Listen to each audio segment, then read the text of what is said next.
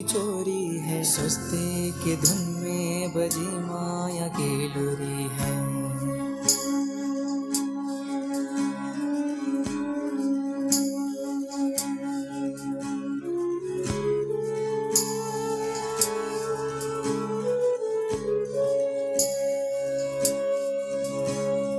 आराम की चाह वो रूह की लाचारी है, तप की राह में मन की हेरा फेरी है। जागृत में विश्व कल्याण का सूत्र हूँ, ब्रह्म मुहूर्त का प्रहरी मैं शिव पुत्र हूँ। सकल विश्व को तप से भरता, अमृत वेला में तपस्वी जलता। संकल्प से उठता नवयुग की नींव रखता, तप के ईंटों से स्वर्णिम स्वराज्य रचता। नींद की घड़ी अब बीत चुकी है, माया की छाया अब मिट चुकी है।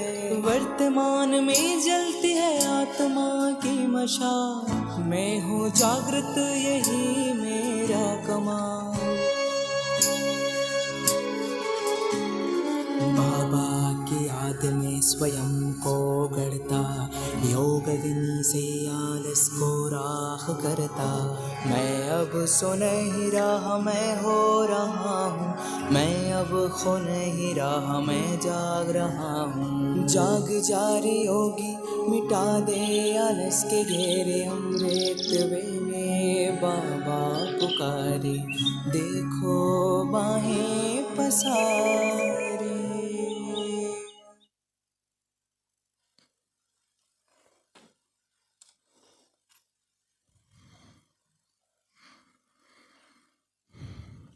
ஓம் சாந்தி.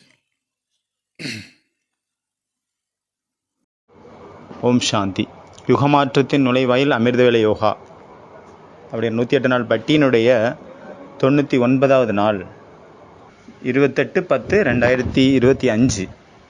ஒரு அம்மாவும் பையனும் பாத்திரம் விளக்கிட்டு இருந்தாங்க. அப்புறம் அப்பாவும் பொண்ணும் டிவி பார்த்துட்டு இருந்தாங்க. அப்புறம் திடீர்னு பாத்திரம் உடையிற சத்தம் கேட்டுது, திடாம் அப்படின்ட்டு. பொண்ணு சொல்கிறாங்க இது அம்மா அப்படின்ட்டு. அவங்க அப்பா கேட்குறாரு உனக்கு எப்படி தெரியும்? அப்போ பொண்ணு சொல்கிறாங்க ஏன்னா அம்மா ஒன்றுமே சொல்லலை, அம்மா அமைதியாக இருக்காங்க, அதனால் அம்மாவாக தான் இருக்கும். நம்ம எப்போவாது தப்பு பண்ணுறோம் அப்படின்னா நம்ம அமைதியாக இருந்துடுறோம். ஆனால் மற்ற யாராவது தப்பு பண்ணாங்கன்னா அதை ஊர் ஃபுல்லாக சொல்லிடுவோம். இப்போ நமக்கு பிடிச்சவங்க யாராவது நமக்கு தப்பு பண்ணாங்கன்னா அதெல்லாம் ஒரு விஷயமா, இதெல்லாம் நடக்க தான் செய்யும் அப்படின்ட்டு ஊர் உலகத்தில் இல்லாததான் அடிப்பாங்க. அதுவே பிடிக்காதவங்க யாராவது இதாக செஞ்சுட்டாங்கன்னா இப்படி செய்யலாமா, இப்படி பண்ணலாமா, இது நடக்குமா அப்படின்னு அப்படி கதையை பெருசாக பண்ணிடுவாங்க. இதுதான் மனித சுபாவம். ஏன்னா அம்மா அமைதியாக இருந்தாங்க. இந்த பொண்ணு சொன்னாங்க இல்லையா, ஒருவேளை அவங்க பையன் பாத்திரத்தை டம்முன்னு போட்டிருந்தாருன்னா அவங்க அம்மா திட்டிருப்பாங்க, ஏன் உடைக்கிற அப்படின்ட்டு. ஒன்றுமே சொல்லலை அப்படின்னா என்ன அர்த்தம், அவங்க தான் போட்டிருக்காங்க. அதனால் பொண்ணு ஒரு தீர்மானத்துக்கு வந்துட்டாங்க, அம்மா தான் போட்டு உடைச்சிருப்பாங்க. ஏன் அப்படின்னா அம்மா சத்தம் போடல, அமைதியாக இருந்தாங்க. ரகம், கருணை, அனுகம்பா, மெர்சி, கருணை, இரக்கம். நம்ம மாஸ்டர் மெர்சிஃபுல், கருணை நிறைந்தவர்கள். மற்றவங்க மேலே தயை காட்டுறதுக்கு முன்னாடி தன் மேலே நம்ம தயை காட்டணும், கருணை காட்டணும், இரக்கம் காட்டணும். தன்னுடைய அதோகதியை பார்க்கறதுக்கு மற்றும் தன்னுடைய அதோகதியை பார்க்கறது, தன்னுடைய குறைகளை பார்க்கறது, தான் கீழே விழுந்து போட்டதை பார்க்கறது தான் தன் மீது கருணை காட்டுறது. எப்போ நமக்கு நம்ம மேலேயே கருணை காட்ட வருமோ அப்போ தான் அந்த பேசிஸில் நம்ம மற்றவங்களுக்கு மேலும் கருணை காட்ட முடியும். இல்லைன்னா வராது கருணை காட்டுறதுக்கே. பாபா எவ்வளவு தூரம் நம்ம மேலே கருணை காட்டியிருக்காரு, நம்ம அதை பார்க்குற பட்சத்தில் நம்மளும் மற்றவங்க மேலே கருணை காட்ட முடியும். அவர் தான் நமக்கு கற்றுக் கொடுக்குறாரு கருணை. அவர்கிட்ட நம்ம பார்க்குறோம் அந்த கருணையினுடைய இதை. அப்போ நம்மளும் அதே போல் மற்றவங்க மேலே கருணை காட்டணும். இன்றைய முரளியில் பாபா இந்த சமநிலையினுடைய விஷயத்தை சொல்கிறாரு, அதாவது பேலன்ஸ். நிறைய பாபா பேலன்ஸினுடைய விஷயம் நிறைய சொல்லியிருக்காரு, அது வேறு வேறு விஷயத்தில் வரும். ஆனால் இன்றைக்கி பாபா சொன்னக்கூடிய அந்த சமநிலை, அந்த பேலன்ஸுங்கிறது ஒரு விசித்திரமான ஒரு சமநிலையை பற்றிய விஷயம். கருணை மற்றும் வைராக்கியத்தினுடைய பேலன்ஸ், சமநிலை. கருணைக்கும் வைராக்கியத்திற்கும் என்ன சம்பந்தம்? கருணை வைராக்கியம் எவ்வளோ விசித்திரமான ஒரு முரளி பாருங்கள். இன்றைக்கி டாப்பிக்கும் அப்படி தான் இருக்குது. வண்டர்ஃபுல்லாக இருந்தது முரளி. உண்மையான வைராக்கியம் அப்படிங்கிறது இந்த உலகத்தின் மேலே நமக்கு வெறுப்பு வந்துடுச்சு, உலகத்தை நமக்கு பிடிக்காமல் போயிடுச்சு அப்படின்னா அது கிடையாது. உண்மையான வைராக்கியம் அப்படிங்கிறது எப்போ அப்படின்னா, உண்மையான வைராக்கியம் எப்போ பிறப்பெடுக்கும், எப்போ மனிதர்கள் மேலே கருணை வருதோ அப்போ தான் உண்மையான வைராக்கியம் அங்கே பிறப்பெடுக்குது. மனிதர்கள் எவ்வளோ துக்கத்தில் இருக்காங்க, கவலையில் இருக்காங்க, கஷ்டத்தில் இருக்காங்க, அவங்க மேலே அப்போ நமக்கு கருணை வருது. அவங்க மேலே வெறுப்பு வரல, கருணை வருது. இந்த கருணையினால் நம்ம எப்போ அந்த உலகத்திலேருந்து மேலே கடந்து வந்துட்டோமோ அப்போ தான் அந்த வைராக்கியமானது விழித்தெழுது. அப்புறம் பாபா என்ன சொன்னார்? கண்மூடித்தனமான கருணை கிடையாது, ஞான பூர்வமான ஞான யுக்தமான கருணை. யாருடைய பிரபாவத்திலையும் கருணை காட்டுறதில்ல. இப்படி வேணால் இருக்கலாம், மற்றவங்களுடைய பிரேரணை மூலமாக நம்ம கருணை உள்ளவடையவங்களாக மாறலாம். நம்ம வாழ்க்கையில் யாரையாவது பார்க்குறோம், கருணை உள்ளவடையவங்களா, அவங்க ப்ராக்டிக்கலாக இருக்காங்க, அவங்க நம்ம ஒரு ஐடியலாக எடுத்துக்கிறோம், அப்படிங்கிற போது அவங்கள ஃபாலோ பண்ணிக்கலாம், அவங்கள பிரேரணையாளராக எடுத்துக்கலாம். இதனுடைய அர்த்தம் எப்படி கிடையாது, நம்ம அவங்களுடைய பக்தர்கள், நம்ம அவங்களுடைய பிரபாவத்தில் இருக்கோம் அப்படி கிடையாது. எப்பொழுது மற்றவங்களுடைய பிரபாவத்திலேருந்து நம்ம விடுபட்டு இருக்கிறோமோ அப்பந்தான் உண்மையான கருணை அங்கு உதயமாகும். யார் கருணை உள்ள உடையவங்களோ அவங்க 3 விஷயத்துலேருந்து விடுபட்டு இருக்காங்க. எதெல்லாம் 3 விஷயம்? சோம்பேறித்தனம், வெறுப்பு, பொறாமை. வெறுப்பு எப்படி? பொறாமை யார் மேலே? ஏன்னா யார் நம்ம முன்னாடி அந்த ஒரு ஸ்டேஜில் இருக்காங்களோ அதே ஸ்டேஜில் தான் கொஞ்ச நாளைக்கு முன்னாடி நம்மளும் இருந்தோம். அதனால் வெறுப்பு எதுக்கு, பொறாமை எதுக்கு? முகமது நபி தூதுவர் இருக்கார் இல்லையா, அவர் ஒரு தடவை நமாஸ் பண்ணுறதுக்காக மசூதிக்கு போயிட்டுருக்கிறாரு. அப்போ போகிற வழியில் பார்க்குறாரு ஒருத்தர் அந்த நமாஸ் டைமில் தூங்கிட்டு இருக்கிறாரு. அப்போ இவர் போகிறாரு, அவருக்கு புரிய வைக்கிறாரு. அப்போ அவரும் புரிஞ்சுக்கிறாரு. அடுத்த நாள் 2 பேரும் சேர்ந்து நமாஸ் பண்ணுறதுக்கு போகிறாங்க, அதை தொழுறதுக்கு போகிறாங்க. இவங்க 2 இப்படி டெய்லி மாதக்கணக்கில் போயிட்டுருக்காங்க. 2 பேரும் சேர்ந்தே நமாஸ் பண்ண போகிறாங்க. அவங்க போகிற வழியில் ஒரு மனிதர் எப்போவுமே அங்கே தூங்கிட்டே இருக்கார். அதை நமாஸ் டைமில் தூங்கிட்டு இருக்கார். பரமாத்மாவை நினைக்கிறதுக்கு பதிலாக தூங்கிட்டு இருக்கார். அப்போ அவங்க மேலே ஒரு வெறுப்பு வருது. அவர் மேலே, அவருக்கு மேலே வெறுப்பு அவ்வளோ உமிழ்கிற அளவு, ஓவர்ஃப்ளோ ஆகிற அளவு நிறைஞ்சிருச்சு அந்த மனிதர் மேலே. அப்போ முகமது நபி சொல்கிறாரு, கொஞ்ச நாளைக்கு முன்னாடி நீனும் இதே மாதிரி தான் தூங்கிட்டு இருந்த, ஞாபகம் இருக்கா? அப்போ உன் மேலே நான் வெறுப்பு வச்சுருந்தா நல்லா இருந்திருக்குமா? அதே போல் நான் எப்படி உன் மேலே கருணை காட்டி உன்னை எழுப்பி உன்னை நமாஸ்க்கு தயார் பண்ணணும், அதே போல் நீயும் அவர் மேலே கருணை வை. வெறுப்பு எதுக்கு? வெறுப்பு கூடாது. அப்போ அவருக்குள்ள அந்த கருணை உதயமாகுது. இதை கேட்டோன்னு நம்ம மற்றவங்கள பார்க்குறோம், அவங்க எப்படி இருக்காங்க? துக்கத்தில் இருக்காங்க. அவங்க எப்படி இருக்காங்க? பரவசத்தில் இருக்காங்க, அவங்களுடைய வசத்தில் இல்லை. ஒவ்வொரு ஆத்மாவும் மலர்வதற்கான நேரம் வேறு வேறு, அவங்கவுங்களுக்குன்னு தனி. ஒவ்வொரு ஆத்மாவும் விழித்தெழுவதற்கான நேரம் தனித்தனியானது. நம்ம வலுக்கட்டாயமாக யாரையும் விழித்தலை செய்ய முடியாது, எழுப்ப முடியாது. வலுக்கட்டாயமாக யாரையும் தூங்கவும் வைக்க முடியாது. ஒருவேளை விழிச்சிட்டாங்க அப்படின்னா விழித்தெழுந்தவர்களை அவங்கள வலுக்கட்டாயமாக நம்மளால் தூங்க வைக்கவும் முடியாது. தூங்கிட்டு இருக்கிறவங்கள வலுக்கட்டாயமாக நம்ம எழுப்பவும் முடியாது. இதில் என்ன கேள்வி அப்படின்னா, நம்ம அளவுக்கு அதிகமாக கருணை காட்டுறாங்க அப்படின்னா அவங்க பலவீனமானவர்களா? அவங்க ரொம்ப வீக்கா? Taken for the granted. அவங்கள மேலே மனிதர்கள் மிஸ்யூஸ் பண்ணுறாங்க. எல்லாரும் அவங்கள ஹர்ட் பண்ணுறாங்க. அவரை நல்லா அட்வான்டேஜ் எடுத்துக்கிறாங்க, எதுவுமே செய்யாதது மாதிரி. ஒருத்தர் அப்படி தான் இருந்தார். அவர் ரொம்ப ரொம்ப எல்லாருக்கு மேலேயும் கருணை உள்ளவுடையவராக இருந்தார். எல்லாருக்கு மேலேயும் அன்பு காட்டினார், எல்லாருக்கும் ஹெல்ப் பண்ணார். ஆனால் எல்லாரும் என்ன பண்ணாங்க, அவரை மிஸ்யூஸ் பண்ண ஆரம்பித்தாங்க. ஆனால் அது இவருக்கும் தெரிஞ்சிச்சு இவங்க மிஸ்யூஸ் பண்ணுறாங்க அப்படின்ட்டு. ஏன்னா யார் வந்து ரொம்ப கருணை உடையவங்களாக இருக்காங்களோ அவங்க வந்து ரொம்ப சென்சிட்டிவாக இருப்பாங்க, சாஃப்டாக இருப்பாங்க. அதனால் அந்த வைப்ரேஷன்ஸை டக்குன்னு அவங்க கேட்ச் பண்ணிடுறாங்க, புரிஞ்சுக்கிறாங்க. அப்போ அவர் நினைக்கிறாரு, நான் மனிதர்களை பழி வாங்கணுமா? ஏன்னா இவர் அவங்கள்ட்ட ஏதாவது ஹெல்ப் கேட்டாருன்னா அவங்க செய்கிறதில்ல. அப்போ நான் கருணை காட்டுறதை விட்டுறலாமா?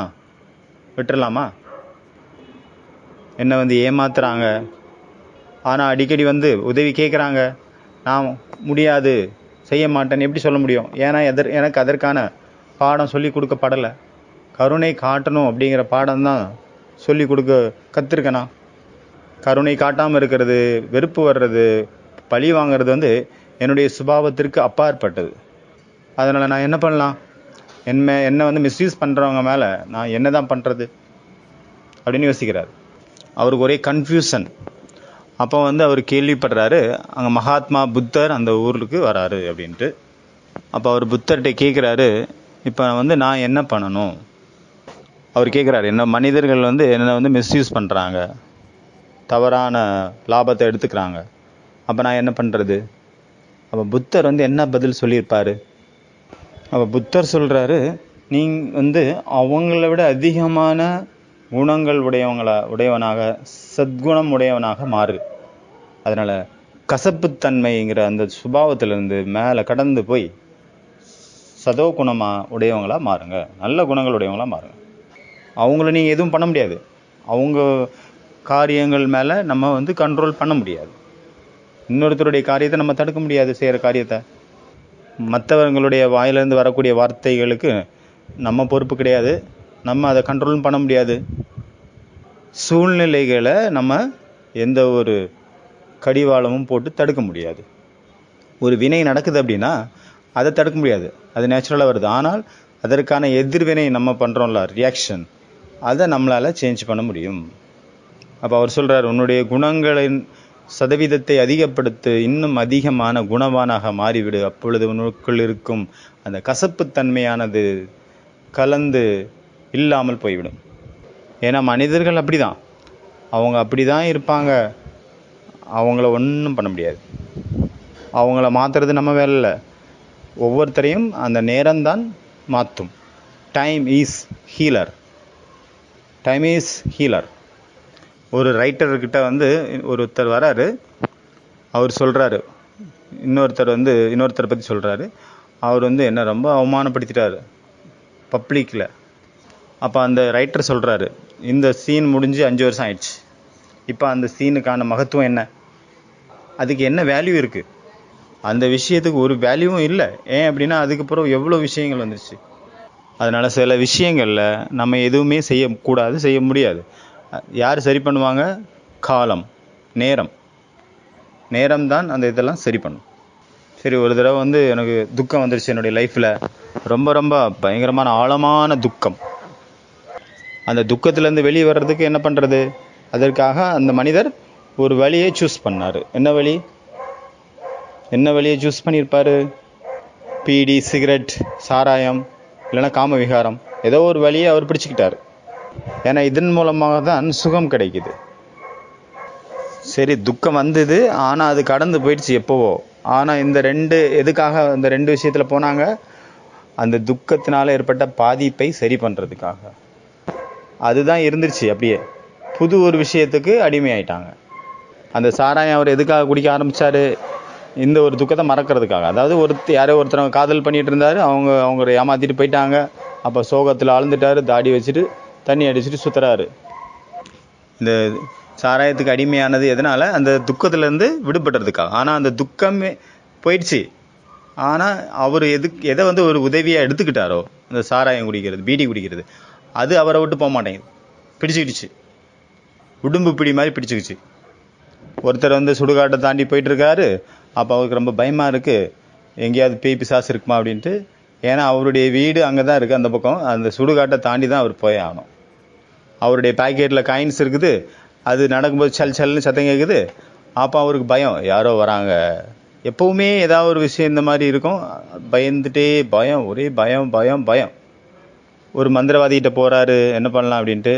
அப்போ அவர் வந்து ஒரு தாயத்தை கொடுக்குறாரு, அந்த தாயத்தை கட்டிக்கோ இந்த தாயத்தை, அப்போ உனக்கு பயமே இருக்காது அப்படிங்கிறாரு மந்திரவாதி. எப்போ அந்த தாயத்தை அவர் கட்டினாரோ அப்பையிலேருந்தே பயம் இல்லாமல் போயிடுச்சு. அப்புறம் பயம் இல்லாமல் ஒவ்வொரு தடையும் அதை கிராஸ் பண்ணுவார் அந்த இடத்த. அப்புறம் ராத்திரி எத்தனை மணிக்கு வேணாலும் அவர் எத்தனை சுடுகாட்டை வேணாலும் சுற்றி வருவார், அவருக்கு பயமே இல்லை. ஏன்னா அவர்கிட்ட தாயத்து இருக்குல்ல, அந்த உதவியினால் பயமே இல்லாமல் போயிடுச்சு, சக்திசாலி ஆயிட்டார். அப்புறம் இன்னொரு ப்ராப்ளம் வந்துச்சு, இந்த தாயத்தை யாரும் திருடிடக்கூடாது அப்படின்னு ஒரு பயம் வந்துச்சு. அப்புறம் அடிக்கடி பார்த்துட்டே இருக்கார், அடிக்கடி இந்த தாயத்து இருக்கான்னு ஒரு பயத்தை விடுபடுறதுக்காக ஒன்று வச்சாங்க. அப்புறம் அதுக்கு மேலே ஒரு பயம் வந்துருச்சு, அது தொலைஞ்சு போமோ அப்படிங்கிறது. ஒரு துக்கத்துலேருந்து விடுபடுறதுக்காக முயற்சி பண்ணார், ஆனால் இன்னொரு துக்கத்தில் போய் மாட்டிக்கிட்டார். அதனால் இதுக்கு என்ன பண்ணலாம்? இந்த மாதிரி அவசியம் கிடையாது, நான் ஒருத்தருடைய தோளில் என்னுடைய தலையை வச்சுட்டு அழணும், இல்லை யாருடைய மடியிலையாவது என் தலையில் வச்சுட்டு அழணும், அவங்க உதவி வேணும் அப்படியெல்லாம் கிடையாது. இதுக்கு வந்து அவசியமே இல்லை. இந்த மாதிரி அவசியம் இல்லை. யாராவது ஒருத்தருக்கு நான் ஃபோன் பண்ணி என்னுடைய எல்லா ராம கதையும் சொல்லி அவங்களுக்கு சொல்லணும் அப்படின்னு அவசியம் இல்லை. அதனால் அவசியமே இல்லை. ஒரு மனிதரை வந்து நம்ம உதவியை எடுத்துக்கணும், ஹெல்ப்பாக எடுத்துக்கணும், இல்லைன்னா ஒரு பொருளை வந்து எடுத்துக்கணும், ஏதாவது விஷயத்தில் போய் போகணும் அப்படின்னு அவசியமே இல்லை. அந்த துக்கத்தை நீக்கிறதுக்காக அதற்கான மாற்று வேணும் அப்படின்னு அவசியமே இல்லை. ஒரு மனிதர் இருக்கார், அவர் வந்து ஒரு துக்கத்தில் மாட்டிக்கிட்டாரு, அதனால் அவர் அடிக்ஷன் ஆகிட்டார், புகைப்பிடிக்கிறதுக்கான புகைப்பழக்கத்துக்கு அடிமையாயிட்டார். 10 வருஷம் குடிக்கிறாரு, அப்புறமா 10 வருஷம் திருந்திட்டு 10 வருஷம் குடிக்கவே இல்லை, ஒரு பீடி கூட, சிகரெட்டு கூட. திடீர்னு அவருக்கு துக்கம் வந்துருச்சு, எங்கேருந்தோ அவருக்கு வந்திருந்த இப்போ துக்கம் வந்து அவ்வளோ ஆழமானது, அவ்வளோ மன நிம்மதியை இழந்து தவிக்கிறார். இப்போ என்ன பண்ணுறது? அப்போ அந்த மன நிம்மதி இல்லாத அசாந்தியான இந்த துக்கத்தில் இருந்து எப்படி தான் வெளியே வர்றது? அவருக்கு பழைய எக்ஸ்பீரியன்ஸ் இருக்குது, அதனால் மறுபடியும் அந்த புகைப்பழக்கத்தை யூஸ் பண்ணுறாரு, சரியாயிருது அவருக்கு துக்கம். அந்த துக்கத்தை மறந்து போயிடுறாரு. ராத்திரி துக்கம் மறைஞ்சு போயிடுது, காலையில் எந்திரிக்கிறாரு, அதே துக்கத்தோடு எந்திரிக்கிறாரு, மீண்டும் சாயங்காலம் போகிறாரு, மறுபடியும் அதே மாதிரி இது ரொட்டீன் ஆகிட்டே இருக்குது.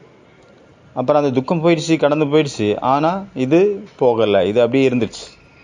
ஆகையினால சில விஷயங்களை என்ன பண்ணணும், காலத்துக்கிட்ட ஒப்படைச்சிடணும். ஒரு வேளை ஏதாவது நடந்துச்சு அப்படின்னா, time is a best healer. Time is the healer. காலம்தான் மிக சிறந்த ஒரு மருத்துவர். நமக்குள்ளே ஒவ்வொரு நேரத்துலையும் வரக்கூடிய அந்த உள்ளுக்குள்ளே மனசுக்குள்ளே ஏற்படக்கூடிய அந்த புண்ணை யார் ஆற்றுவாங்க? காலம், டைம். அதனால் இன்றைய முரளியில் வைராக்கியத்தினுடைய விஷயம் இருந்தது, கருணையினுடைய விஷயம் இருந்தது, வெறுப்பினுடைய விஷயம் இருந்தது, பொறாமையினுடைய விஷயம் இருந்தது, அலட்சியம் மற்றும் சோம்பேறித்தனத்தினுடைய விஷயம் இருந்தது. பகவானுடைய பார்வையில் எந்த ஒரு தோஷமும் கிடையாது. பகவான் எப்போவுமே, கடவுள் அப்படிங்கிறவர் தோஷம் நிறைந்த பார்வையால் அவர் பார்க்கறது கிடையாது. பரமாத்மா எப்போவுமே ஆத்மாவுடைய அந்த முழுமை நிலையை தான் பார்க்குறாரு. அவர் அந்த குறைகளை பார்க்கறது கிடையாது. சாட்சியாக பார்க்குறாரு, தூரத்தில் இருந்து பார்க்குறாரு. அதனால தான் அவர் எதுலேயும் பிரபாவத்தில் வர்றது கிடையாது, எதுலேயும் வந்து மாட்டிக்கிறது கிடையாது, எதுலேயும் பாதிக்கப்படுறதும் கிடையாது. அப்போ என்ன பார்த்தோம்? கருணை உள்ளம் மற்றும் வைராக்கியம். இந்த வைராக்கியம் ரொம்ப சுத்தமானது. ஏன்னா அது எதனுடைய ஆதாரத்தில் வந்தது? கருணையினுடைய ஆதாரத்தில் வைராக்கியம் வந்துச்சு. அது எப்படிப்பட்ட கருணை? ஞானபூர்வமான கருணை. இதுதான் உண்மையான வைராக்கியம். ஏன்னா இதனுடைய பிறப்பு எங்கேருந்து வந்தது? கருணையினால் பிறப்பெடுத்தது. அந்த வெறுப்பு எது வந்து வெறுப்புனால் ஏற்பட்ட அந்த வைராக்கியமோ அது வந்து உண்மையான வைராக்கியம் அல்ல. யார் மேலே வெறுப்புனால் நம்ம வைராக்கியத்தில் வரோம் அப்படின்னா அது ரொம்ப நாள் நிலைக்காது. யாருக்கு மேலே ரொம்ப அதிகமான வெறுப்போ அது ரொம்ப நாளே இருக்காது. அவங்க மேலேயே அப்புறம் அது அட்டாச்மெண்ட்டாக மாறிடும். அதுதான் இயற்கை. எவ்வளோக்களோ அதிகமாக ஃபைட் ஆகுதோ ரெண்டு பேருக்கு, அவங்களுக்குள்ள அப்புறமாக சாரின்னு இங்கேருந்து ஸ்டார்ட் ஆகும், அப்புறம் அங்கேருந்து சாரின்னு ஸ்டார்ட் ஆகும், அப்புறம் அவங்களுக்குள்ள பந்தனம் இன்னும் அதிகமாக நெருக்கமாகிடுது, ஸ்ட்ராங் ஆயிடுது. ஒருவேளை யாருக்கு மேலேயாவது உங்களுக்கு வைராக்கியம் வரணும் அப்படின்னா நோ ரெஸ்பான்ஸ், நியூட்ரல். எது செஞ்சாலும் அங்கே ஒன்று வரதான் செய்யும். அதனால் ஒன்றுமே செய்யாதுங்க, நியூட்ரல். பாசிட்டிவ் பண்ண போனாலும் அங்கே நெகட்டிவ் வரும், நெகட்டிவாக பண்ண போனாலும் அங்கே பாசிட்டிவ் ஆயிரும். ஏதாவது ஒரு விதத்தில் அந்த பந்தனம் அங்கே உருவாயிரும். அதனால் நோ ரெஸ்பான்ஸ். அதனால் இன்றைக்கி வந்து 5 விஷயங்கள் 6 விஷயங்கள். ஃபஸ்ட்டு மந்தனம், அப்புறம் பாலனை, அப்புறம் பரமான், அப்புறம் நித்ராஜீத், அப்புறம் கரண்ட். இந்த 5 விஷயங்கள் இன்றைக்கி இருக்குது. அப்புறம் குஷி, அது 6 பேராகிராஃப் இருக்குது இன்றைக்கி. 6 பேராகிராஃப்லேருந்து 6 கீவேர்ட்ஸ் இப்போ நம்ம பார்த்தோம்ல, அதுதான் ஃபஸ்ட்டு குஷி அப்படிங்கிற பாயிண்ட். அமிர்த வேலை எதற்கான நேரம்? குஷிக்கான நேரம். அமிர்த வேலை எதற்கான நேரம்? மந்தனம். இது 2வது பாயிண்ட். அதாவது சிந்தனை கடலை கடைவது. அடுத்தது 3வது, அமிர்த வேலையில் என்ன நடந்துகிட்ருக்கு? பாலனை பண்ணிகிட்ருக்கிறார் பரமாத்மா பகவான். அப்புறம் அமிர்த வேலை என்ன பண்ணணும்? பரமான். இது 4வது பாயிண்ட், இறைவனுடைய கட்டளைக்கு கீழ்ப்படிவது. அப்புறம் 5வது பாயிண்ட், அமிர்த வேலை என்ன பண்ணணும்? நித்ராஜீத். அப்புறம் 6வது பாயிண்ட், அமிர்த வேலை என்ன பண்ணணும்? உலகத்தில் உள்ள எல்லா ஆத்மாக்களுக்கும் கரண்ட் கொடுக்கணும், சக்தி கொடுக்கணும். எவ்வளோ சூப்பர் வார்த்தை பாருங்கள், கரண்ட். சில நேரம் பாபா சகாஸுங்கிறாரு, சில நேரம் வந்து கிரணங்கள்னு சொல்கிறாரு. ஆனால் இன்றைக்கி பாபா என்ன சொல்கிறாரு? கரண்ட். ஆத்மாக்களுக்கு கரண்ட் கொடுங்க. ஊர்ஜா, கம்பன், கிரணங்கள், அதிர்வலைகள், வைப்ரேஷன்ஸ், சகாஸ், பிரகம்பன், அலைகள், கிரணங்கள், ஊர்ஜா, பகவானுடைய வார்த்தைகள் இதில் தான் சுற்றி வருது. அப்புறம் ஒயர்லெஸ்ஸும்பார். இது எல்லாமே இதை தான் குறிக்குது. இன்றைக்கி கரண்ட் அப்படின்ட்டுருக்காரு. நீ யார் என்று தெரியாது பறவையே. நீ எந்த பறவைன்னு தெரில. ஷெல்லி வந்து சொல்கிறாரு, நீ எந்த பறவைன்னு தெரில, ஏன்னா ஒன்று பார்க்க முடியலை, நான் பார்க்கல. அவர் சொல்கிறாரு பறவைகிட்ட, what the what we know not. நீ எந்த பறவைன்னு எனக்கு தெரியல. ஷெல்லி வந்து அந்த பறவைகிட்ட சொல்கிறாரு, what the what we know, what thou art we know not, what's the most like. நீ யாருன்னு எனக்கு தெரில, ஆனால் உன்னோட ஏதாவது ஒன்று மேட்ச் ஆகிற மாதிரி இருக்கும். அது என்ன? எப்படி வந்து வானவில் இருக்குதோ, வானவில்ல வந்து மேகங்களை கடந்து அந்த மழையும் சேர்ந்து பெய்யும் போது அந்த வானவில் கூட அவ்வளோ அழகாக இல்லை, அவ்வளோ மெலடி இல்லை, மெலோடி. ஆனால் நீ அங்கே உன்னுடைய இருப்பிடம், உன்னுடைய வருகையினாலே அது எல்லாமே நடந்துருச்சு, அவ்வளோ அழகு நிறைஞ்சிருச்சு. எப்படி ஒரு கவிஞர் வந்து அவருடைய சிந்தனைகள் அப்படிங்கிற ஒரு வெள்ளை ஓட்டத்தில் மறைஞ்சிடுறாரோ, அவர் காணாமல் போயிடுறாரோ, எந்த ஒரு ஆதாரமும் இல்லாமல் அவர் பாடலை பாட ஆரம்பிக்கிறாரோ, எப்படி வந்து ஒரு ரோஜா மலரானது முட்களுக்கு நடுவில் மறைஞ்சிருக்குதோ, எப்படி வந்து அனல் காற்றானது காய வைத்து எல்லாத்தையும் உலர வச்சிருதோ, எப்படி மலர்களுடைய நறுமணமானது அந்த அளவு ரொம்ப அதிகமாக ஆயிடுச்சு. அப்போ திருடர்களாகிய அந்த தேனீக்கள் வந்து அவங்க சுயநினைவை இழந்து மயங்கி விழுந்துடுறாங்களோ பாருங்கள். எவ்வளோ வந்து எக்ஸாம்பிள்ஸ். பறவையே நீ எப்படிப்பட்டவன் அப்படிங்கிறதுக்கு இவ்வளோ எக்ஸாம்பிள்ஸ் சொல்கிறாரு. அதனால் இந்த 6 விஷயங்கள் நம்ம பார்த்தோம் இல்லையா, அதை நீங்கள் கம்பேர் பண்ணணும். குஷி ஃபஸ்ட்டு. இது எப்படிப்பட்ட குஷி? எப்படி இந்த கவிஞர் வந்து எப்படியெல்லாம் அவர் கம்பேர் பண்ணி அதை வர்ணனை பண்ணாரோ, அதே போல் நமக்கு கிடைச்ச குஷி வந்து எப்படிப்பட்ட குஷி அப்படிங்கிறத மேட்ச் பண்ணணும், அதை கம்பேர் பண்ணணும், அதை கண்டுபிடிக்கணும். எக்ஸாம்பிள் சொல்லணும்னா, எப்படி வந்து ஆகாயத்தில் ஒரு பறவை பறந்து கொண்டிருக்கின்றது. இன்னொரு எக்ஸாம்பிள் சொல்லணும் அப்படின்னா, எப்படி பௌர்ணமி நிலவு போல நம்மளுடைய குஷி எப்படிப்பட்டது? பௌர்ணமி நிலவு போல, ஆகாயத்தில் பறக்கும் பறவை போல, காற்றில் ஆடும் மரக்கிளைகள் போல, கடலில் ஏற்படும் அலைகள் போல நமக்கு எந்த மாதிரியான ஒரு குஷி கிடைச்சிருக்கு? இயற்கையில் பாருங்கள், யார் யார் எப்படியெல்லாம் குஷியாக இருக்காங்க. ஒருத்தர் வந்து ரொம்ப அவருக்கு கவலை, ஒரே கவலை. அவர் கேட்குறாரு அவருடைய ஃப்ரெண்டுகிட்ட, நான் வந்து இந்த கவலையிலேருந்து விடுபடுறதுக்கு என்ன வழி அப்படின்னு கேட்குறாரு. அப்போ அவருடைய ஃப்ரெண்டு சொல்கிறாரு, மவுண்ட் பிளிஸ் அப்படின்னு ஒரு இடம் இருக்குது, கேட்டிங்களா? Mount bliss. அங்கே ஒரு மூலிகை செடி இருக்குது, அதை எடுத்து பறித்து நீ சாப்பிட்ட அப்படின்னா நீ எப்போவுமே குஷியுடையவனா மாறிடுவ அப்படிங்கிறாரு. இதை சாப்பிட்டனா நீ ஊர்ஜாவான் ஆயிடுவ, சக்திசாலி ஆயிடுவ, உனக்கு துக்கமே வராது, கவலையே வருவாது, எப்போவுமே குஷியாகவே இருப்ப. அப்போ அவருக்கு ரொம்ப இன்ட்ரெஸ்ட் ஆயிடுச்சு. மவுண்ட் பிளிஸ் எங்கே இருக்குது, அங்கே போய் அந்த மூலிகையை பறிச்சுட்டு வந்து சாப்பிட்ணும். அதனால் மவுண்ட் பிளிஸை வந்து எங்கே இருக்குதுன்னு தேடிட்டு இருக்கிறாரு. மேப்பில் தேடுறாரு, கம்ப்யூட்டரில் தேடுறாரு, எங்கேயுமே கிடைக்கல. ஆனாலும் அவர் தேடி போகிறாரு, அந்த பக்கம் போகிறாரு, அந்த பக்கம் இந்த பக்கம் இந்த பக்கம். ஒரு தடவை அவருக்கு ஒரு மலை தெரியுது. அப்போ அவர் நினைக்கிறாரு, ஓ இதுதான் மவுண்ட் பிளிஸ்ஸாக இருக்கணும், ஆனந்தத்தினுடைய மலை, ஆனந்த மலையாக இருக்கும் அப்படின்னு நினைக்கிறாரு. அதுக்கு மேலே ஏறுறாரு. நடுவில் வந்து மலை ஏறக்கூடியவங்களை ஒருத்தர் சந்திக்கிறாரு. அவர் கேட்குறாரு, நீ எங்கே போகிறீங்க? இவர் சொல்கிறாரு, மவுண்ட் பிளிஸ்ஸுக்கு போகிறேன். மவுண்ட் பிளிஸ் ஒரு மூலிகை இருக்குது, அந்த மூலிகையை தேடி என்னுடைய பயணத்தை இப்போ தொடர்ந்துட்டுருக்கிறேன் அப்படின்னு சொல்கிறாரு. அப்போ அவர் சொல்கிறாரு, அந்த மலை ஏறுறவர், நீ இனிமேல் ஒரு ஸ்டெப்பு கூட முன்னாடி வச்சிடாத. ஏன் அப்படின்னா, அந்த மவுண்ட் பிளிஸ் அப்படிங்கிறது எங்கேயுமே, இந்த உலகத்தில் எங்கேயுமே கிடையாது. அது உன்னுடைய இதயத்தில் இருக்குது. இந்த பிளிஸ், அது ஆனந்தம், இந்த குஷி, அந்த சுகம் வெளியில் கிடைக்காது, ஒரு பொழுதும் கிடைக்கிற பொருளே கிடையாது. அது உள்ளுக்குள்ளே இருந்து உற்பத்தி ஆகக்கூடிய ஒரு சுரங்கம், ஒரு ஊற்று. இதெல்லாம் நீங்கள் தேடணும் அப்படின்னா அது வெளியில் கிடையாது. எந்த ஒரு மலையிலையும் கிடைக்காது, எந்த ஒரு ஊர்லேயும் கிடைக்காது, எந்த ஒரு மனிதன்ட்டையும் கிடைக்காது, எந்த ஒரு மலையிலையும் கிடைக்காது. நம்ம உள்ளுக்குள்ளே ஒரு யாத்திரை பண்ணணும். அந்த யாத்திரையினுடைய கடைசியில் நம்ம பிராப்தம் பெறுவோம், அடைவோம். ஒரு இன்ஜெக்ஷன், ஒரு டாக்டரு, எந்த ஒரு மருந்துலேயும் அந்த சக்தி கிடையாது. நமக்கு வந்து குஷியை கொடுக்கக்கூடிய சக்தி எந்த விஷயத்துக்கும் கிடையாது, வெளிப்படையான விஷயத்தில். நம்மளுடைய துக்கத்துக்கு காரணம் உள்ளுக்குள்ளேருந்து வரும் பொழுது, நம்மளுடைய குஷிக்கான காரணம் கூட, அந்த துக்கத்தை நிவர்த்தி செய்வதற்கான காரணம் கூட உள்ளே தான் இருக்குது, நிவாரணம். அதனால் எல்லாத்தோடைய ஃபஸ்ட்டு விஷயம் பாபா சொன்னார், குஷி. எப்படிப்பட்ட குஷி? இந்த கவிஞரை பார்த்தோம் இல்லையா, அவர் ஒரு பறவையினுடைய ஒரு சப்தத்தை கேட்டுட்டு அவர் எவ்வளோ கம்பேரிசன் சொல்லிட்டார், அதை பார்க்கவும் கூட இல்லை. ரெண்டாவது பாயிண்ட் வந்து மந்தன், சிந்தனை கடலை கடைவது. அமிர்த வேலை எப்படி மந்தனம் பண்ணுறது? யாராவது ஒருத்தர் சொல்லுங்க பார்ப்போம். அதாவது எக்ஸாம்பிள், கம்பேரிசன்.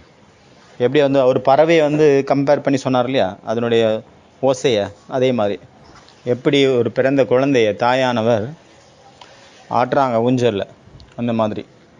அடுத்தது வந்து மூணாவது பரமான், ஒபீடியன்ட். அதை எப்படி பாலனை பண்ணுறது? கட்டளைகளை எப்படி காப்பாற்றுறது? கட்டளைப்படி நடக்கிறது எப்படி? அதுக்கு ஒரு உதாரணம் கொடுங்க. எப்படி ராஜா ஆர்டர் பண்ணுறாரு, மிலிட்ரி கமாண்டர் ஆர்டர் பண்ணுறாரு, அதே போல். அடுத்த பாயிண்ட், நித்ரா ஜீத் ஆகணும், தூக்கத்தை வென்றவர் ஆகணும். அது எப்படி வந்து லக்ஷ்மணன் நித்ரா ஜீத் ஆகிட்டார். அப்புறம் எப்படி ஒரு வியாபாரி இருக்கார், வியாபாரிக்கு நிறைய லாபம் கிடச்சிட்டே இருக்குது, போயிட்டே இருக்காங்க, பிஸ்னஸ் போயிட்டே இருக்கு, ஆள் வந்துகிட்டே இருக்காங்க. அவருக்கு தூக்கம் வருமா? வருமானமும் வந்துட்டு இருக்கு அப்படின்னா தூக்கம் அங்கே கலைஞ்சி போயிடுது, தூங்கணுன்னே அவருக்கு தோன்றதில்ல, அந்த மாதிரி. அப்புறம் ஒரு திருடர் இருக்கார், திருடருடைய டியூட்டியே எப்போ தான் ஆரம்பிக்குது? நைட்டு தான் ஆரம்பிக்குது. அப்புறம் நைட் செக்யூரிட்டி இருக்காங்க, அந்த நைட் செக்யூரிட்டி தூங்குனாருன்னா என்ன ஆகும்? அவருக்கு வேலையே போயிடும். எப்படி ஒரு தாய் இருக்காங்கன்னா அவங்க குழந்தைக்கு உடம்பு சரியில்லைன்னா அவங்களுக்கு தூக்கம் வருமா? இதெல்லாம் ஒரு எக்ஸாம்பிள். அடுத்தது என்ன? கரண்ட்டு. உலகத்தில் உள்ள எல்லா ஆத்மாக்களுக்கும் கரண்ட்டு கொடுங்க. இதை எப்படி சொல்லுவீங்க? எப்படி வந்து மொபைலை வந்து சார்ஜர் பண்ணுறோம் இல்லையா, சார்ஜரில் போடுறோம், அதே போல் உலகத்தில் உள்ள எல்லா ஆத்மாக்களுடைய பேட்டரியும் டிஸ்சார்ஜ் ஆகிடுச்சு. நம்ம யார்? சார்ஜர். அதுலேயும் நம்ம யார்? Fast charger, super fast charger, super charger. அதனால் இன்றைக்கி உள்ள ஹோம்ஒர்க், ஃபஸ்ட்டு ஹோம்ஒர்க் என்ன அப்படின்னா, இந்த 6 பாயிண்ட் பார்த்தோம் இல்லையா, இந்த 6 பாயிண்டினுடைய பிக்சரை நீங்கள் வரையணும். அது சம்மந்தப்பட்ட இது பார்த்தீங்கன்னா குஷியினுடைய பிக்சர், இது வந்து மந்தனம் பண்ணுறதுக்கான பிக்சர், அடுத்தது பாலனை பண்ணுறதுக்கான பிக்சர், அடுத்தது கட்டளைப்படி நடக்கிறதுக்கான பிக்சர், அப்புறம் தூக்கத்தை வென்றவர்களுடைய பிக்சர், அப்புறம் இப்படி கரண்ட் கொடுக்கறதுக்கான பிக்சர். இப்படி 6 விஷயத்தையும் படமாக வரையணும். ஓகேவா? ஃபஸ்ட்டு ஹோம்ஒர்க் இது. ரெண்டாவது ஹோம்ஒர்க் வந்து அந்த 6 பாயிண்டினுடைய கம்பேரிசன் எழுதணும். எப்படி குஷி எப்படிப்பட்ட குஷி? இன்றைக்கி அந்த மாதிரி குஷி அதை கேட்கவே செய்யாதுங்க, என்னால் விவரிக்க முடியாத அளவு குஷிங்க. எனக்கு வந்து அந்த மாதிரி குஷி கிடச்சிருக்கு. நான் அதை எப்படி வர்ணனை பண்ணுறது, சப்தத்தில் எப்படி சொல்கிறது? அதுக்கு வார்த்தையே இல்லை. அதனால் இன்றைக்கி உள்ள விசேஷ தன்மைகளை பார்க்கலாமா? இன்றைக்குள்ள பாபாவனுடைய பாயிண்ட்ஸ், அமிர்த வேலையினுடைய பாயிண்ட்டு. இன்றைக்கி மகத்துவம், அமிர்த வேலையினுடைய விசேஷத்தன்மை அப்படிங்கிற ஃபஸ்ட்டு பாயிண்ட்டு பாபா புரிய வைக்கிறாரு. குஷியினுடைய அளவு எப்போ அதிகமாகும் அப்படின்னா அமிர்த வேலை நேரம் வந்து அதிகமாகும். பகல் ராத்திரி இப்படி பார்க்கும்போது சூழ்நிலை வந்து ரொம்ப அழுக்காக இருக்குது, அந்த நேரத்தில் நினைக்கிறது ரொம்ப கஷ்டம். அமிர்த வேலையினுடைய சமயம் வந்து ரொம்ப மகிமைக்குரியதாக இருக்குது. அந்த நேரத்தில் எல்லா ஆத்மாக்களும் டயர்டாகி சரீரத்திலேருந்து விடுபட்டு தூங்கிடுறாங்க. இதுதான் சுபமான முகூர்த்தம். ரிஷி முனி பக்தர்கள் அமிர்த வேளையில் எழுந்து பாடல்கள் பாடுறாங்க, தொழுகை பண்ணுறாங்க. ஏன்னா அந்த நேரத்தில் தான் இந்த சூழ்நிலை சீதோஷ்ண நிலையும் கூட சுத்தமாக இருக்குது. அதனால் அமிர்த வேளையை சுப முகூர்த்தத்தில் நான் பாபாவுக்கு ரொம்ப ரொம்ப அன்பாக நம்ம நினைக்கிறோம் அப்படின்னா குஷியினுடைய அளவு அதிகமாகும். போகும்போதும் வரும்போதும் நினைவினுடைய பயிற்சி பண்ணிக்கிட்டே இருங்க. அதிகாலையில் எந்திரிச்சு நினைவில் நீங்கள் உட்கார்ந்தீங்க அப்படின்னா போதை ஏறும். அப்புறம் முழு நாளும் அந்த போதை நிலைச்சிருக்கும். எந்த குஷி ஏறணும்? குஷி ஏறணும் அப்படி சொல்கிறார் பாபா அமிர்த வேலை நேரத்தில். குஷியினுடைய அளவு அதிகமாகணும். எனக்கு அந்த மாதிரி குஷி அதை கேட்கவே செய்யாதுங்க. குஷியை என்னால் விவரிக்க முடியாது, அந்த மாதிரி இருக்கணும். பார்த்தது ஃபஸ்ட் பாயிண்ட். அடுத்த 2வது பாயிண்ட் பாபா சொல்கிறாங்க, அதிகாலையில் எழுந்திரிச்சு பாபாவை நினைவு பண்ணுங்க, அப்புறம் விச்சார் சாகர் மந்தனம் பண்ணுங்க. அப்போ அதுக்கு அமிர்த வேலை ரொம்ப நல்ல நேரம். விச்சார் சாகர் மந்தன் பண்ணுறதுனால எப்படி தயிரை கடைஞ்சா வெண்ணெய் கிடைக்குதோ அதே போல் அந்த வெண்ணெய் எடுக்கிறதுக்கான நல்ல நேரம். அதனால் இந்த மாதிரி சிந்தனை பண்ணுங்க, விச்சார் சாகர் மந்தனம் பண்ணுங்க. எல்லோருக்கும், எல்லா ஆத்மாக்களுக்கும் நான் எப்படி பாபாவனுடைய பகவானுடைய அறிமுகத்தை நான் எப்படி கொடுக்கறது அப்படின்ட்டு சிந்தனை பண்ணுங்க. அடுத்தது 3வது பாயிண்ட், இனிமையான குழந்தையே, அமிர்த வேலையிலிருந்து பிரபுவினுடைய அமிர்த வேலை விசேஷமாக பிரபுவினுடைய பாலனைக்கான நேரம். அதனுடைய மகத்துவத்தை தெரிந்து கொண்டு முழுமையாக அதனுடைய லாபத்தை எடுங்கள். எங்கே ஒரு குழப்பம் வந்தது அப்படின்னா பாபாக்கிட்ட கேளுங்க, பாபாவுக்கு லெட்டர் மூலமாக கேளுங்க, இல்லைனா பாபாவுக்கு டெலகிராம் அனுப்புங்க, இல்லைனா ஃபோனில் கூட நீங்கள் பாபாக்கிட்ட கேட்கலாம். அதிகாலை நேரத்தில் ஃபோன் டக்குன்னு கிடச்சிரும் லைனு. ஏன்னா அந்த நேரத்தில் உங்களை தவிர எல்லாருமே தூங்கிட்டு இருக்கிறாங்க. பாபா ஸ்ரீமத் கொடுக்குறாரு, இனிமையான குழந்தையே அதிகாலை எழுந்து அமர்ந்து பாபா நினைவில் உட்காருங்க. அப்போ முழுமையாக உங்களுக்கு ஆஸ்தி கிடைக்கும். அமிர்தவில் எந்திரிச்சு பாபா நினைவில் உட்காந்தீங்க அப்படின்னா முழு ஆஸ்தியை நீங்கள் எடுக்க முடியும். அடுத்தது 4வது பாயிண்ட்டு, பாபாவனுடைய முக்கியமான கட்டளை, குழந்தாய் அமிர்தவில் எழுந்து பாபாவை நினைவு பண்ணுங்க. இந்த முக்கியமான கட்டளையை பாலனை செய்கிறதன் மூலமாக நீங்கள் எதிர்கால நேரம் ரொம்ப ஃப்ரெஷ்ஷானது. அதனால் இந்த முக்கியமான நேரத்தில் பாபாவுடைய நினைவில் அமருங்க, அவருடைய கட்டளையை படி நடங்க. அவருடைய கட்டளைக்கு கீழ்ப்படிந்த குழந்தை அப்படிங்கிற ஒரு நிரூபணத்தை கொடுங்க. அப்போ நீங்கள் போய் ராஜா ஆயிடுவீங்க எதிர்காலத்தில். யார் பாபா சொன்னதை கேட்காத குழந்தைங்களோ அவங்க போய் அங்கே பெருக்கி துடைப்பாங்க. அதிர்ஷ்டசாலி குழந்தைங்க அதிகாலையில் எழுந்து பாபாவை ரொம்ப அன்பாக நினைப்பாங்க. பாபா கிட்ட ரொம்ப இனிமையான விஷயத்தை பேசுவாங்க. பாசித்தானர் ஆகிறதுக்கான முயற்சியை தானும் பண்ணுவாங்க, மற்றவங்களையும் தகுதியாக மாற்றுவாங்க. தன்னைத்தானே ராஜ்ய அதிகாரி ஆகிறதுக்கு தகுதியானவங்களாக மாற்றிப்பாங்க. அதில் பாபாவுடைய நினைவில் நமக்கு கண்ணீர் வந்துடணும், அன்பு கண்ணீர். யார் யாருக்கெல்லாம் அந்த அன்பு கண்ணீர் வருது? பக்தி மார்க்கத்தில் நிறைய வந்தது, ஞான மார்க்கத்தில் பக்தி மார்க்கத்தில் நிறைய வந்தது. ஆனால் ஞானத்தில் நான் எப்போ வந்தனோ அப்போ அந்த இது காஞ்சி போச்சு. எங்கே போச்சுன்னே தெரில. கண்ணீர், அன்பு கண்ணீரே இல்லை. பாபா கிட்ட எவ்வளோ உயர்ந்த அன்பான புத்தி இருக்குமோ அந்த அளவுக்கு உயர்ந்த பதவி அடைவாங்க. அதனால் அதிகாலையில் எழுந்து பாபா கூட பாபாவை ரொம்ப அன்பாக நினைக்கணும். அன்புனால அந்த அன்பு கண்ணீர் வந்தாலும் பரவாயில்ல. ஏன்னா பாபா கிட்ட ரொம்ப நாள் கழித்து நம்ம சந்திக்கிறோம் பாபாவை. அதனால் இப்பொழுது அந்த நினைவினுடைய ஸ்பீடு ரொம்ப அதிகமாக இருக்கணும். யார் ரொம்ப ஸ்பீடாக பாபாவை நினைவு பண்ணுறாங்களோ அவங்களுக்கு தான் பேர் ஃபேமஸ் ஆகும். அவங்க தான் வெற்றி மாலையினுடைய ஆவாங்க. அப்புறம் அடுத்த பாயிண்ட்டு, குழந்தைகளே ராத்திரி பாபா நினைவு மற்றும் ஆஸ்தியை நினைவு பண்ணிக்கிட்டு சுயதர்த்தன சக்கரத்தையும் இப்போ நீங்கள் சுற்றிட்டே இருக்கீங்க. அப்போ உங்களுக்கு தூக்கம் வந்துருச்சுன்னா பரவாயில்ல, தூங்கிடுங்க.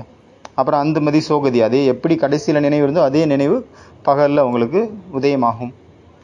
அதிகாலையில் எந்திரிக்கும் போது நம்ம அதே என்ன பாயிண்ட்ஸ் நினைவில் படுத்தமோ அதே நினைவு நமக்கு வரும். இந்த மாதிரி நீங்கள் பயிற்சி பண்ணிகிட்டே இருக்கீங்க அப்படின்னா அப்போ தூக்கத்தை வென்றவர்களாக ஆயிடுவீங்க. யார் செய்வாங்களோ அவங்க தான் அடைவாங்க. யார் செய்கிறாங்க அப்படிங்கிறது நமக்கு பார்த்தாலே தெரியுது. ஏன்னா அவங்களுடைய நடத்தையில் மாற்றங்கள் இருக்குது. ஆகையினால தூக்கத்தை வென்றவர் ஆகுங்கள். அப்பொழுது பாபாவுக்கு நீங்கள் நெருக்கத்தில் போயிடலாம். அப்புறம் அடுத்த பாயிண்ட்டு, அதனால் பாபா குழந்தைங்களுக்கு சொல்லியிருக்கிறாரு, புரிய வச்சிருக்கிறார். பாபா குழந்தைங்களுக்கு புரிய வச்சிருக்கிறார். மற்றவங்களுக்கு நீங்கள் கரண்ட் கொடுத்தீங்க அப்படின்னா அப்போ ராத்திரி கூட முழிச்சிருக்கணும். அதிகாலையில் எழுந்திருத்து பாபா நினைவில் நம்ம உட்காரோம் அப்படின்னா எவ்வளோக்களோ நினைவு பண்ணுவீங்களோ அந்த அளவுக்கு அங்கே கரண்டு அந்த ஈர்ப்பு ஏற்படும். அப்போ பாபாவும் அங்கே லைட் கொடுப்பாரு, சக்தி கொடுப்பாரு. அதனால் இன்றைக்கி என்ன பண்ணணும், 6 பாயிண்ட் பார்த்தோம்ல. ஃபஸ்ட்டு குஷியினுடைய பாயிண்ட், குஷி எப்படியா இருக்கிறது. 2வது என்ன பாயிண்ட்டு, மந்தனம் எப்படி செய்கிறது. 3வது என்ன பாயிண்ட்டு, பாலனை, பரமாத்மாவுடைய பாலனை. அப்புறம் உலக ஆத்மாக்களுக்கு கரண்ட் எப்படி கொடுக்கறது. அப்புறம் பாபாவுடைய கட்டளைக்கு கீழ்ப்படிந்தவராக இருக்கிறது எப்படி. அப்புறம் தூக்கத்தை வென்றவராக ஆவது எப்படி. இந்த மாதிரி பாயிண்ட்ஸ் எல்லாம் சிந்தனை பண்ணோம். ஒரே இடத்துல இருந்துட்டு எல்லா ஆத்மாக்களுக்கும் சக்திகளையும் ஒளியையும் கொடுங்க. பக்தி மார்க்கத்தில் 3 விதமான தீட்சைகள் இருக்குது. தீட்சைன்னு சொல்லுவாங்களா. ஒன்று மந்திர தீட்சை, 2வது நயன தீட்சை, பார்வையின மூலமாக தீட்சை, 3வது ஸ்பரிசம் பண்ணுறது, தொடுவதன் மூலமாக தீட்சை. நயன தீட்சைனா என்னது, கண்கள் மூலமாக பார்த்தாங்க, அவ்வளோதான், முக்தி அடைஞ்சிட்டாங்க. அதனால் திருஷ்டி மூலமாக சக்தியை நிரப்பிடணும். எப்படி வியாச முனிவர் காட்டியிருக்காங்கல்ல ஸ்டோரியில். வியாச முனிவர் சஞ்சயனுக்கு திவ்ய திருஷ்டி கொடுத்தாரு, பார்வையின் மூலமாக 3வது கண்ணை கொடுத்தாரு. அதன் மூலமாக அவர் அந்த மகாபாரத புல் சீனையும் பார்க்க முடிஞ்சது, 18 நாள் யுத்தத்தையும் கீதையும் அவரால் கேட்க முடிஞ்சது, பார்க்க முடிஞ்சது சீனை. அதே போல் பார்வையினாலே எல்லாத்தையும் கொடுத்தாச்சு. அடுத்து இது நயன தீட்சை. அடுத்தது டச்சிங் தீட்சை, தொடுதல் மூலமாக. கை பச்சாங்க, உடனே அவங்க பரவசத்தில் பறந்து போயிட்டாங்க, எங்கேயோ போயிட்டாங்க, அவங்களுக்குள்ள சக்தி நிறைஞ்சிருச்சு அந்த ஆத்மாவுக்குள்ள. 3வது மந்திர தீட்சை. 3வது ஒரு குரு இருக்காருன்னு அப்படின்னா அவருடைய சிஷ்யருடைய காதில் மந்திரத்தை அப்படி சொல்லிட்டார், ஓதிட்டார். எப்போலேருந்து அவர் அந்த மந்திரத்தை கேட்டாரோ அப்போலேருந்து அவருக்குள்ள சக்தி வந்துருச்சு. அச்சா, ஓம் சாந்தி.